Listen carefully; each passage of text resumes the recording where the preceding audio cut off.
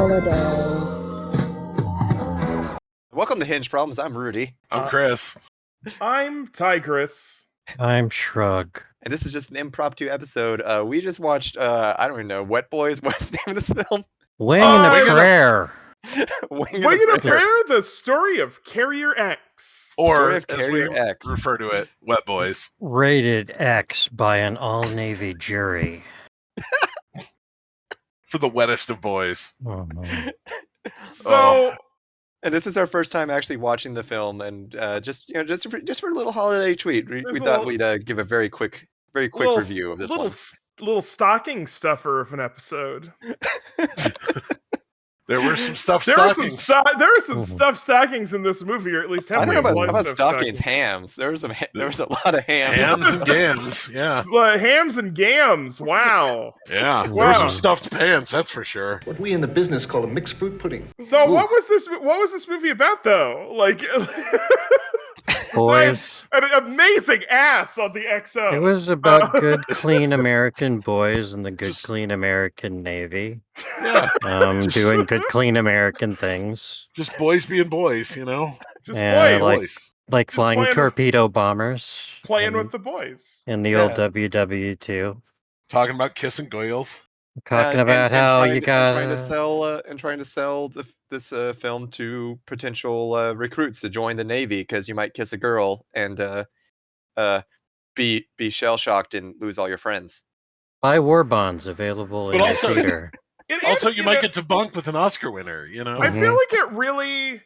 This really did answer the question it posed, which is, where is the Navy? And it was in the movie. I And love it that- was in this I love movie. That's where it was. It starts by asking that question like 5 times, and then you get like 2/3 of the way through the movie, and the captain of the ship is like, "Where is the Navy?" It's like, we were wondering. We've been wondering the whole time. My favorite part of this movie is that it is a propaganda film like 4 times and utterly is not any other scene.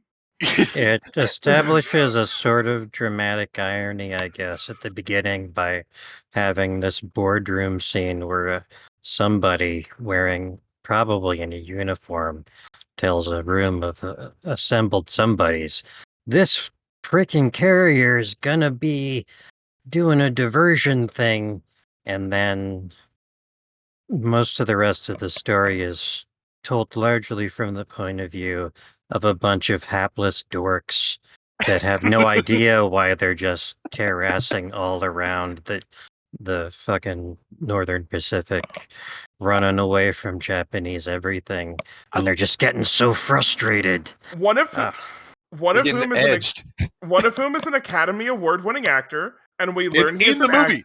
In the movie, Yes. he's an Academy Award. Yes. It's not The like actor- he's played by an actor who won an Academy Award. No, in the movie, he plays Are a you character sure who's this an is a- actor. I think this guy might be he might have been playing himself, though. Maybe. He's not in the credits.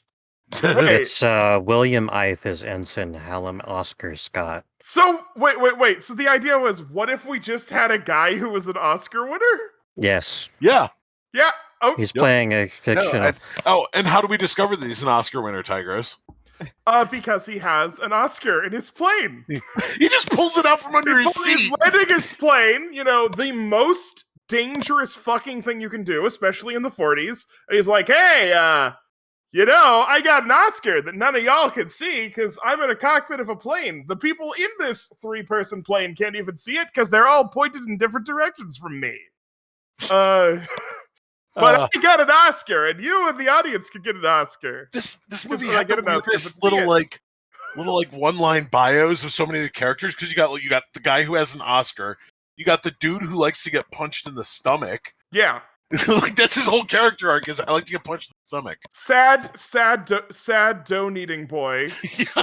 There's 2 shots of the fucking, galley while they're making fucking bread.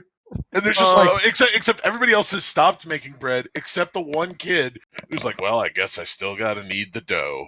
And While they're talking about they're people all dying. all the bakery boys are also extremely buff. Yeah, I just think we're- jacked. Right. Real precursor to that internet video, This Is How I Make Bread. Oh, Yeah. Y'all been Further, doing okay, the there is one PT. more. There's one more dude in the main crew, which is Colonel Potter from MASH, who has apparently been 55 for most of his life, and judging he's a from his hotshot. appearance in this movie. He has a whole arc that stunned us all to silence. Oh, guess it's true. Yep. It was a real. I mean, I joke, Oh, but it was a real brave decision to kill off fucking Colonel Potter, the only person in this movie who anyone would recognize. Did he die? Did he die? Yeah. Yeah. When did Yeah, he? he Oh, He was the guy he was the bomber. Yeah. yeah. oh, In that okay. wonderful and awesome catapult shot, and you're like, where was that the rest of the movie? I didn't realize he was also on that plane. Also, R.I.P. also, that that, was also Benny. that wonderful side shot of seeing the whole carrier and seeing the plane Yeah. fall across the character, and you're like, oh, I hope they show it again, and they showed it again. So I love this because I love Final Yeah, Countdown. if you like watching planes, this is There a good ass is- movie. There is actual footage of the Battle of Midway used as background plates. Yeah. Oh God. There's that- a guy who's extremely excited to see what I'm just gonna assume is a zero, and that's why he's elated Yeah, to it see didn't it look going like a down in zero to flames. me, but I guess It was on fire. It was very on fire. Yeah. Which And he might was have- giddy. He was giddy about it. Might have changed its profile slightly to the casual viewer. Maybe that guy was really just likes It sure fire. looked like a Hellcat to me, but Either way, Yeah, he was I- excited. Dude likes I'm- explosion. I'm so surprised by these planes being like 3-person planes, and as I made the joke while we were watching, it's just like the F-35 again. It's a dogfighter and a bomber, It does it all. Oh. Sometimes you need and also the bomber's flexibility. the navigator, and he can't see shit, and he's navigating by a fucking paper map and a flashlight. It's great. I mean, in a plane you can't navigate by anything else, so it's not like it makes any difference. Well, I mean, looking outside would probably be good. Well, you can't see the ground with the way these cockpits are designed, so you'd have to be like turning, and you're on the ocean anyway, so it's like, Yeah. so like everything's just going to be headings. Look, where even is the sun? Okay, that's what I want to know. Where even is the sun? A guy threatens why the- to use one of the ship's main guns to shoot down the moon. Yep. And the guy says, I'll need that moon when I get home. Which I introduce mostly to get across the tenor of most of the dialogue in the movie. Because almost nothing actually happens. Yep. Yeah. It's just Yeah. it's just You're just like hanging with the boys. it's just boys shooting the shit. One and might- you're I mean, in a hanging. lot of ways, this was a very unrealistic neo-realist film. Yeah. Yeah. It was the reality rather than the drama, as it just was a series of things happening. Just boys hanging with boys. Event after event. What the fuck are we doing out here? What are we doing? Oh no, someone died. What the fuck are we doing out here? You get to fight back. Oh yeah. Yeah. The EXO Everyone immediately floods their basement. They're ready to kill. Good old American bloodlust. There's Oh, a yeah. scene that almost certainly had a cut musical number. Oh. Where everyone's talking about how they're excited to kiss a goyle. When you kiss her, I mean, what's it feel like? Yeah, a scene Oh. that goes on for 5 minutes, and you can just see them all edging. What's closer it like? closer to climax. Hey, famous actor, what's it like to kiss a goyle?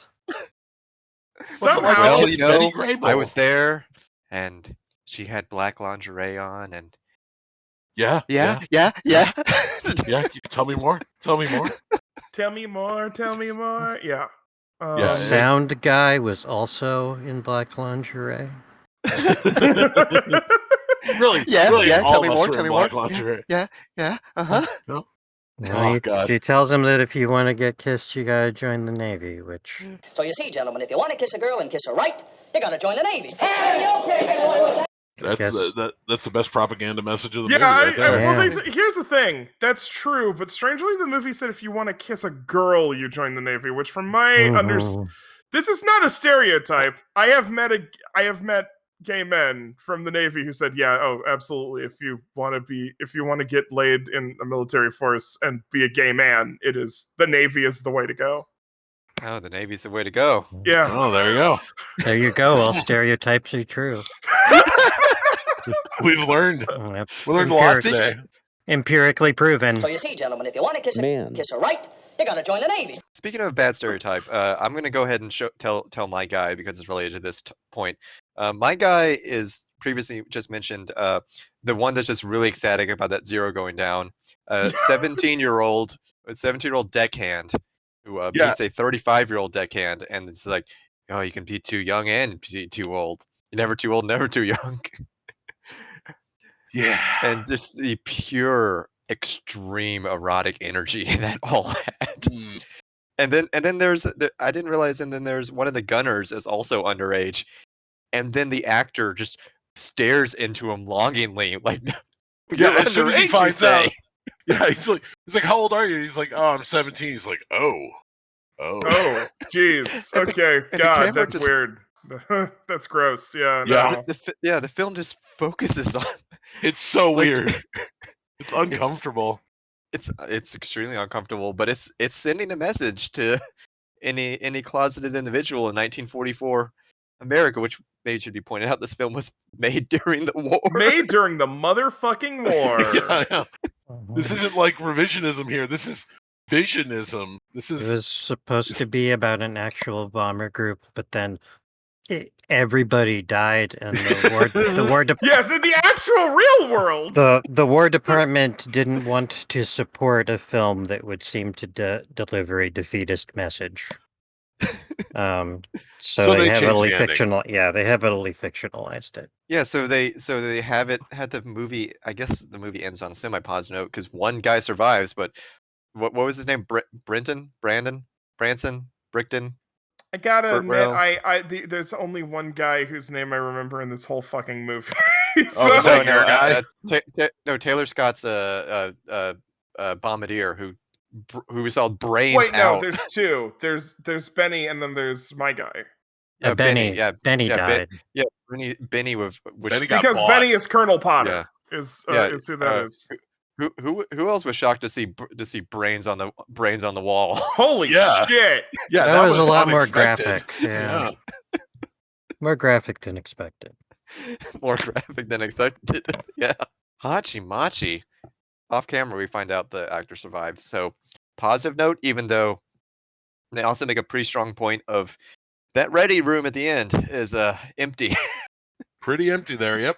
Really? Yeah. Like, but that does remind me. The thing I really liked about this movie was that they have this scene where, like, the boat, now that they're actually going to war, and so it has like this bit where they have a map, and the map has like the route of the boat in dots, which it sort of animates over. And then periodically, as they go to new spaces with battles, you see the names of the active pilots crossed off, because every time it's crossed off, they're dead. Yeah. Yeah, And it's like, effective. it was a really good shot. It was a really good sequence.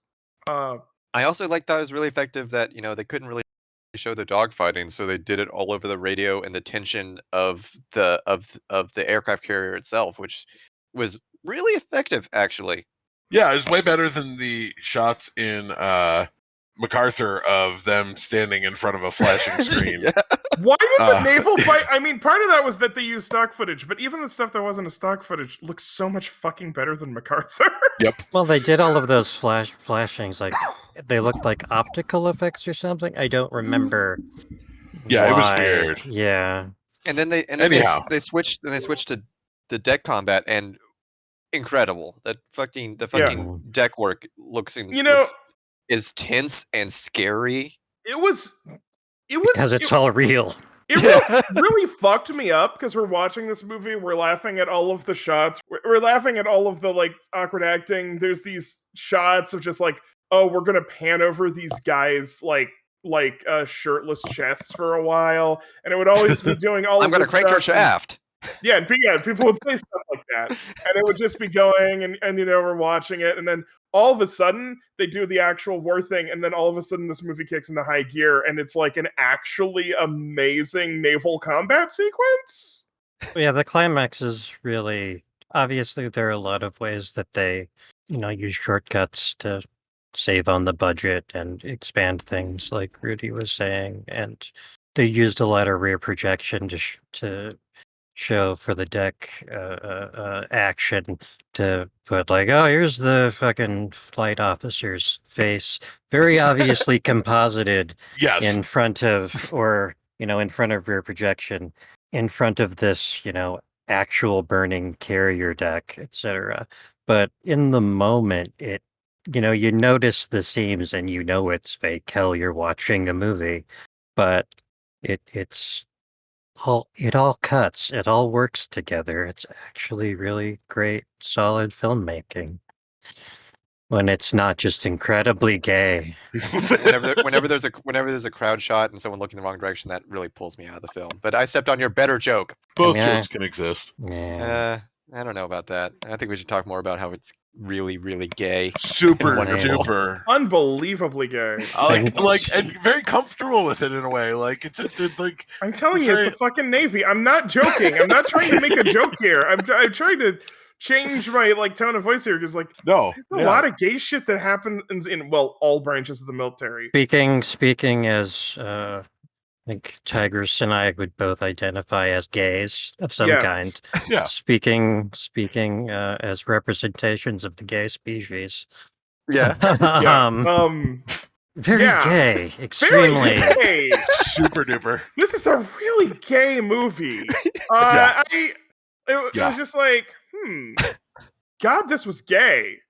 Yeah. It's really gay. Mm-hmm. It's a remarkable artifact. Powerful bolus of homo energy. Of cranking the shaft, of dick sucking. The getting hit. Like, oh my God. Yeah. You could write, there's probably essays about post World War II gay kink culture that would cite shit like that. Like, I'm not even joking. I love it. Because because that's partially where some of the BDSM stuff, or leather communities actually came from, was men who were gay men in the military who wanted some of that lifestyle still being ordered around. That was absolutely a thing. The flight officer's tremendous dumper and pencil thin mustache. Yes. Yeah. Like those pants that flight officer had on were tailored for his dumper. Like, you will not convince me otherwise. That's just a good, well-fitting pair of slacks. That commander guy, okay, this is very biased towards me, but that commander guy was a fucking Gundam guy. Camille, have you ever heard of a man named Shar Osnable? Like, with the pencil mustache and his big ass and his, extremely soulful, serious, monologues about how hard it is to be a commander. It's just this guy's a fucking anime dude. Yeah. And how much of the film just follows his ass, including the final shots of the film. He is a Gundam character named Pencil Badonk or something. Heavy. Pencil Badonk, yes. Heavy are the cheeks that wear the crown. Yep. The shot where there's a shot where a guy is he is admittedly putting on a shirt, but it just lingers on his chest and the camera just closes in on it. And then there's a girl picture in the background to say, I know what you're thinking, but it's not that. See, he has a girlfriend. He stares lovingly into the girlfriend picture for approximately 5 minutes. And then he lays down, and then it pans over to Hallam Scott, Oscar winner, who is sitting in his bed with his nice PJs on, grinning at him, who had just been grinning fixedly at this picture of his lady friend back home. And they were definitely coming in from the showers together. Yep. Yeah. Oh, yeah. That's also yeah. true. Was there a guy who said, "I'm not on flight, I'm on shower detail," and he was grinning when he said that earlier in the film? It absolutely was. Yep. Yeah. Yep. Yeah, the one that grounded. But I think that leads us into review time, and this is not going to be the traditional time. Are we gonna do other guys yet? I mean, we have your guy. If you want to do guys first, I'm happy. We're to do doing guys Wild. First. It's a Christmas treat. Yeah. All right, Tigress. Who's your guy? My guy is Chisholm. Chisholm. Okay, so a couple days ago, a video series, a website called Everything is Terrible, posted a video of a Western movie starring an aging John Wayne called Chisholm. Chisholm, John Chisholm. And so I showed that to everybody, and I think like I speak for a lot of people, and I think periodically my brain is now just going, Chisholm, John Chisholm. And so we're watching this movie, minding our own business, and all of a sudden, out of nowhere, the XO goes, Chisholm! And we rewound it, and we watched it, and yeah, Chisholm. Chisholm's there. Isn't Chisholm the first to bite it, too? Yeah, Pretty close. Yeah, Chisholm Yeah, is one of the first to bite it. They make a very big deal over the loss of Chisholm. Chisholm, yeah. Yeah. Chisholm just fired off. Chisholm was just fired off too early. Yeah, he got shot down by Zeros when they were unable to engage thanks to the pencil pushers in Washington. Yeah. Yeah. They cost us our noble boy, John Chisholm. Where is the Navy? Yeah, where Our is the noble Navy? guy, and, as it were. the two other people on that plane. And the two other They weren't people- Chisholm. Who gives a fuck? It's not Chisholm. Chisholm. Chisholm. Chisholm. You should, in fact, put the audio clip somewhere in there. I absolutely will. Yeah.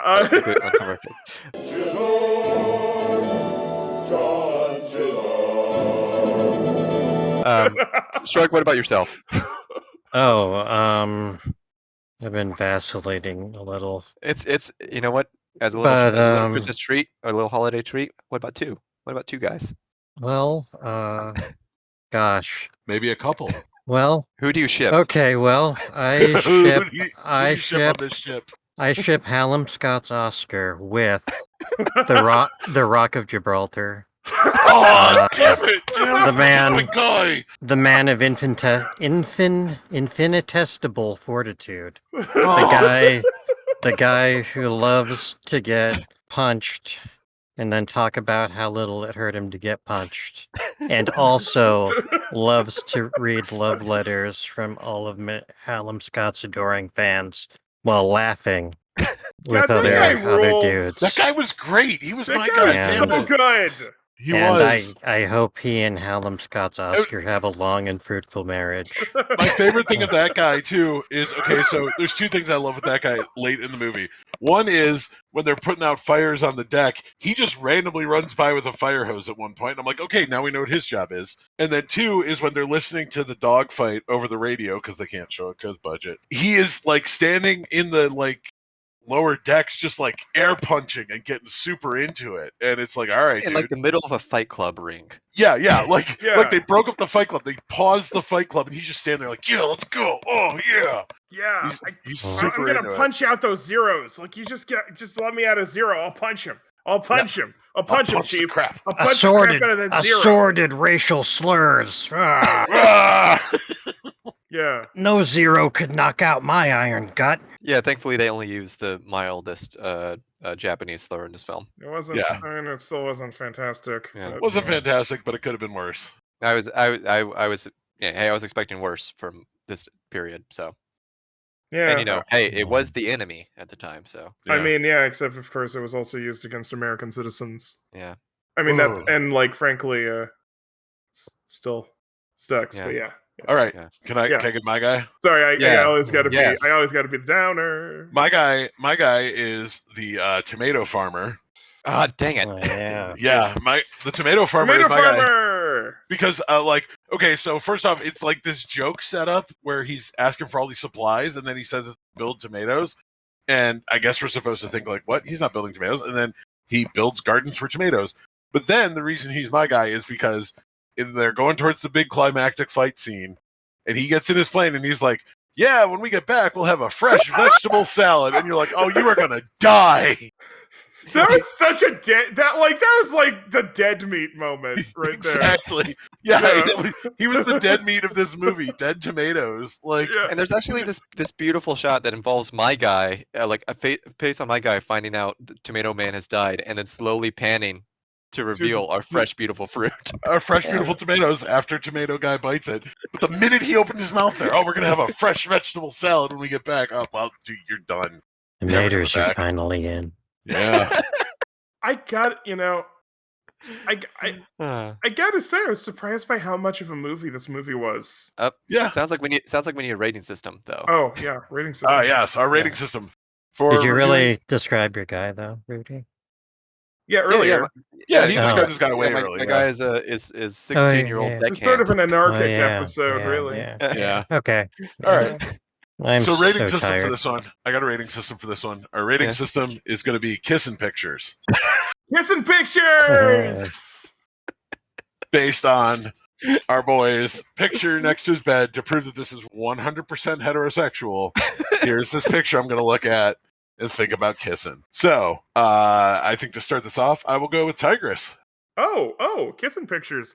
I give this film, you know what, I gotta give it 3 kissing pictures. It is a little rough around the edges. I enjoyed watching it, but I also was watching it in a group riffing on it constantly, and I'm not sure if I was just like sitting alone, dutifully taking notes, I would have loved it nearly as much. But at the same time, jeez, does that last sequence deserve some fucking kissing pictures? Like, it's just weird how much of a nothing movie it is, with just like, here's the characters, and literally what it's doing is it's building up this like sense of fond weirdness about this whole group of people, and then kills fucking all of them at the end. And Pretty much. it's brute force but effective. A lot of it was that I was watching it with friends, but I was a little worried this film was going to be unbelievably boring, and it wasn't at all. Nope. Which stunned me.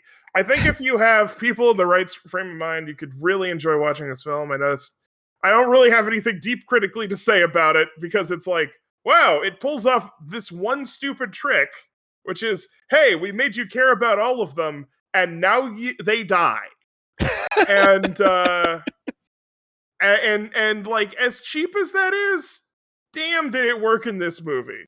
3 kissing pictures, I think. All right, well, I'm going to stop you here. I'm going to give it the 4 kissing pictures, because I had a wonderful time of it. I think this is a great film to watch with like-minded friends. You don't have to mute yourself. This is it's holidays. I was coughing. Don't worry. Okay, good. Yeah, well, now I lost my. Yeah. Sure. It's a great film. Get your friends around. I think there's plenty of stuff that we didn't even talk about that'll catch your eye. There's just so much of the flight officer's dumper, just so much of that to stare at. And of course, for my bait, I mean, it has plenty of B-roll aircraft carrier footage. So that's like, maybe this is a 5 kissing picture for me. I'm just thinking about it now. I got emotionally invested. It's really gay. And there's lots of B-roll aircraft carrier footage, and it's made during the war. Yeah, I'm giving it 5. I do have to chime in. Like, it really is kind of like, what if Final Countdown had pacing? and went somewhere. Characters, such as they are. And instead of like all of these like, completely wrecked planes, they're in like absolutely beautiful condition. And we actually see planes get wrecked. That's also holy shit, yeah. Holy crap. What about you, Shrug?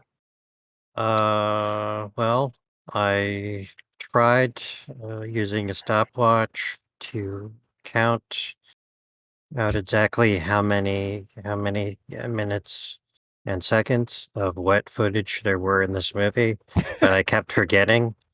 I got up to 10 minutes and 23 seconds. So we know that's the floor. There's probably more, including the long scene where they just stuck them on, I guess, a fake carrier deck under a fucking rain machine and absolutely dumped the heaven on them. Which gives it, the whole Enterprise, at least an extra half kissing picture to me. I don't know what you do with a half kissing picture. It's probably a lot creepier than having a whole kissing picture. I don't know how you cut it up. Vertical, what access? horizontal, diagonal, Yeah. Probably if the kissing picture is of a loved one, you don't want to show them your half kissing picture. They might take it the wrong way, or I don't know. Maybe you want to talk about it with them beforehand. I don't Little have warning. a ton. Yeah, I don't have a ton to say. That anyone else hasn't already said. It was surprisingly engaging. I was a lot more into it than I anticipated being. Yeah, I really thought this was going to be something I was just like half paying attention to, and it kept pulling my. It is just specifically itself and engagingly weird enough that, yeah. This feels like it would have been a good Mystery Science Theater 3000 movie in another universe. Mm-hmm. Where MST3K was actually funny, yes. Wow. Bam! Wow, rough. Wow, we just lost Um, all of our listeners. Yeah, I'm right there. sorry. I've never actually been a big fan. Shrug takes. Yeah, I don't know. So we got a half. No, that's a half on top. I'd give it 3.5 kissing pictures. Oh. All right. Yep. I guess I'll jump in here with my rating. I like Tigress. I kind of expected to be half engaged by this movie, but I was on board all the way. It was quite an experience, both comedically and then actually at the end rather seriously. So I'm gonna have to go with I'll go with I'll bump it to 4 kissing pictures out of 5. Though the experience of watching it with the right group of people, i.e. the 3 of you, was definitely a 5 out of 5 kissing pictures because I feel enhanced it a lot. Actually, enjoyable movie, like in a lot of ways. So I was pleasantly surprised. 4 out of 5 kissing pictures. And, I saw this was by 20th Century Fox. So what I'm saying, Disney, is put this on Disney Plus for the holidays for everybody. Make it part of the MCU. Let's go. Yeah. Captain America, maybe Captain America could meet Chisholm. Before we get out of here, I wanted to make sure I announce we have a bonus write-in review from a Ronald R. Who said he would often tell the story about a heroic pilot whom he personally awarded a medal, but actually he was just referring to this film. That's a story from Ronald R. We'll respect your anonymity, Mr. President, that you mistook a movie you saw once with an actual event that you participated in. Wow. Real brain rot hours here. Mr. Ronald R. Yeah, wow. God. I wonder if it's that clown who sells burgers. Yeah. I don't know what his middle initial is. Maybe it's like Ronald R. McDonald. Yeah, that's it. Yeah. I feel like definitely whoever wrote that was some kind of clown. Hey!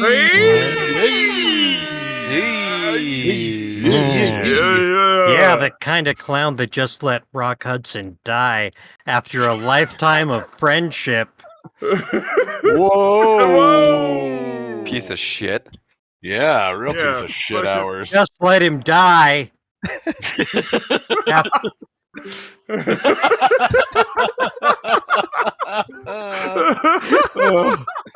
Let him die. Just For the purposes of military security, the names of the men and some of the ships in this motion picture are fictitious, but important incidents and heroism are history. Outside of the fact that they all died. Yeah, the fact that this is literally not at all what happened in the least. There was a lot of conspicuous gallantry, though. Yeah, I would say conspicuous gallantry. Yeah. Hey, make a donation to your local food bank if you can. Donate it. Go to a store and buy a jacket if you can. Give it to a shelter there. They need it. Happy holidays. Stay safe. Don't round up on your things at a grocery store. That gives basically no money to anyone and just as a tax write-off for corporations. Directly donating money to food banks and stuff is what people want. They don't want canned food, but coats are appreciated.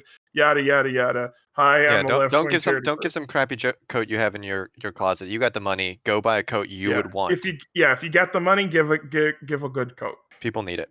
And happy holidays, everyone. Happy holidays. Happy holidays. Happy New Year, and keep your boys wet.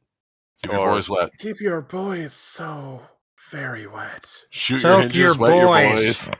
I hear soaking's all the rage Soaker. these days. Oh, wait a minute. Hold on a second. This isn't that kind of podcast.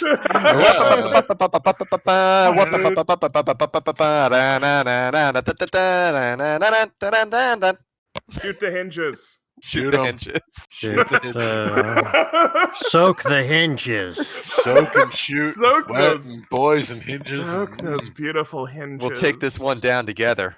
If you soak the hinges instead of shooting them, it's like you never breached the door. God can't hold it against you.